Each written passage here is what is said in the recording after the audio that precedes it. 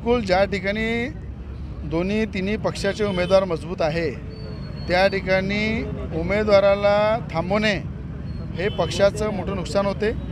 म्हणून 25 ठिकाणी भाजपने जो प्रस्ताव दिला की मैत्रीपूर्वक लढत झाली पाहिजे, त्यासाठी अजितदादांनी स्वीकारलं पाहिजे। अजितदादांच्या उमेदवारामध्ये जेवढा दम आहे त्यांनी उमेदवार उतराव, ज्यांच्यामध्ये भाजपचे मजबूत उमेदवार आहेत ते उतरतील आणि मैत्रीपूर्वक लढून खऱ्या अर्थानं महायुतीचा जोही उमेदवार निवडून येईल तो महायुतीचाच फायदा होईल। म्हणून दमदार उमेदवाराला थांबवण्यामध्ये महायुतीचं नुकसान करतो। भाऊ, मैत्रीपूर्ण लढत करून प्रश्न एक दुसरा की बडनेरामधनं तुम्ही महायुतीकडनं तुम्ही निवडणूक लढणार असं तुम्ही म्हणतायत। भाजपने देखील या ठिकाणी दावा केला आहे, राष्ट्रवादी, तुम्हाला काय वाटते बडनेरामध्ये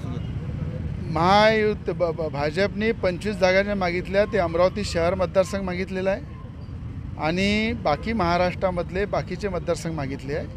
बडनेरामध्ये महायुतीचा उमेदवार मी आहे, मी युवा स्वाभिमान पार्टीतर्फे लढणार आहे। माझं चिन्ह पाना आहे। देवेंद्र फडणवीस साहेबांनी मला हिरवी झेंडी दिलेली आहे आणि त्यानुसार महायुतीचा उमेदवार म्हणून त्यांनी त्या ठिकाणी पूर्णपणे त्याला समर्थन दिलेलं आहे आणि 5 ते 6 जागा मी सुद्धा युवा स्वाभिमान पार्टीच्या वतीने त्यांना मागितलेले आहे की महायुतीतर्फे युवा स्वाभिमान पक्षाला सुद्धा जागा द्या, जेणेकरून महायुतीचे उमेदवार युवा स्वाभिमान पार्टीवरही निवडून येतील आणि महायुतीचा त्याच्यामध्ये फायदा होईल।